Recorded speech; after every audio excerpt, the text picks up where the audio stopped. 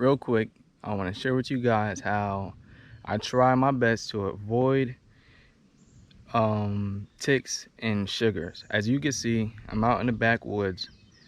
You know, for any avid outdoorsman, anybody that's outdoors, it's very important that you guys understand that these ticks and sugars hang out and wait for their prey to walk past them. Now, a lot of people think that ticks and sugars fly off of trees, which is not really the case all the time. What you guys want to avoid while out in the woods is little areas like this. This little brush, this little tall grass, prime area for these ticks and sugars to hang out.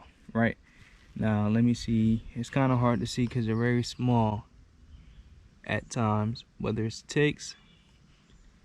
There's ticks all over this little brush pile right here. This is a perfect example right here. This little leaf right here has 2 to 3 ticks on it. I don't know if you guys can see it very well, but what happens is when you guys walk past these things or even walk through them, there's one right here, let me show you. When you guys walk past it and you guys brush up upon it, what happens is the ticks will latch on to your clothing. That guy didn't want to hop on. Let me see if I can get an example. Right here, right? You guys see this tick? This is just replicating like your leg, right? So your leg brushes up upon this little leaf here, and you see the tick reaching his hands out. That's all it wants to do. It's going to reach out, and once it grabs onto you, it's on. That's game. You know what I mean? As you guys can see this tick crawling. That's all it wants to do. Now, to avoid, you know, ticks and sugars, your best thing is to avoid walking through that tall grass. Tall grass, tall brush is hot spots for these ticks and these sugars to hang and wait for you to walk by. So, with that being said, I want to share with you guys 2 items that I always bring with me when I go out into the deep woods. Now, sometimes you just cannot avoid the tall grass and the tall brush. Sometimes you have to go through it. Now, in that case, these 2 items are very important for when you can't avoid it. I carry with me all the times I go out into the deep woods is a lint roller, and I carry some kind of bug spray. Look at this big ass fly. Just hanging out doing this thing. That's part of being out in the woods. These bugs, they're all over the place. Some kind of off or deep wood spray. It don't have to be off. I know some people use things like permethrin. That's good too, but I can't find it anywhere. And a lint roller. Now, how I apply this spray is I will spray it all along. I will apply it all along. These 2 guys here about to get sprayed. They don't like that.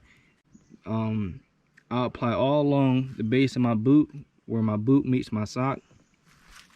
And I'll apply all along my legs. You know what I mean? Get it really good.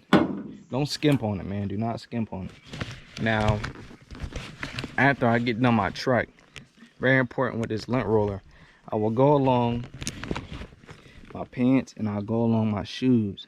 Just like this. Lint roll, lint roll, lint roll. I will use multiple sheets of lint roll. You know what I mean?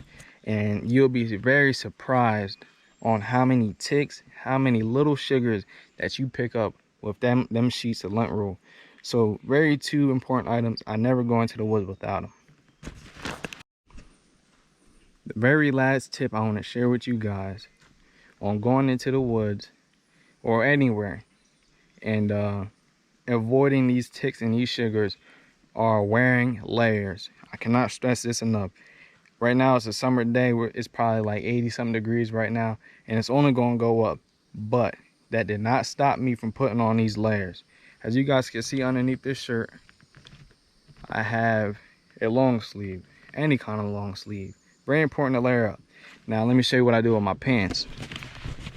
Underneath these pants, I got a tick on me. I want to share with you guys how this lint roller works. Where you go, buddy? See this tick crawling?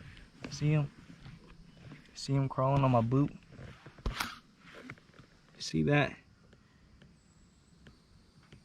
Perfect example of why I carry the lint roller. Okay, back to what I was saying about these layers. My pants, how I do the pants. Underneath these pants are another layer, sort of like how this shirt is. It's just the bottom of it. The bottoms. It came in a pair, long sleeve shirt and a long sleeve set of pants. Now, I put those underneath, and then I put my socks over top of those. Sort of like how I did my pants here, right? And then I put my pants on. Once I put my pants on, I cuff my pants around the ankle, and then I put another pair of socks over my pants. So pretty much 2 pair of socks and 2 layers of pants. And that helps when you're out in the deep woods and you got these little tiny sugars. These ticks, you can kind of get them with a lint roller, but these sugars, man, they're very small. And if anybody dealt them in the past, you know what I mean. They are a nuisance. When they bite you, you itch for weeks on end, and just not very good experience with the sugar. So that's my 2 cents on how I deal with ticks and how I deal with sugars. Feel free to leave in the comment section how you guys deal with them. I would love to read and maybe add something to my arsenal. So thanks for watching, and till next time, peace.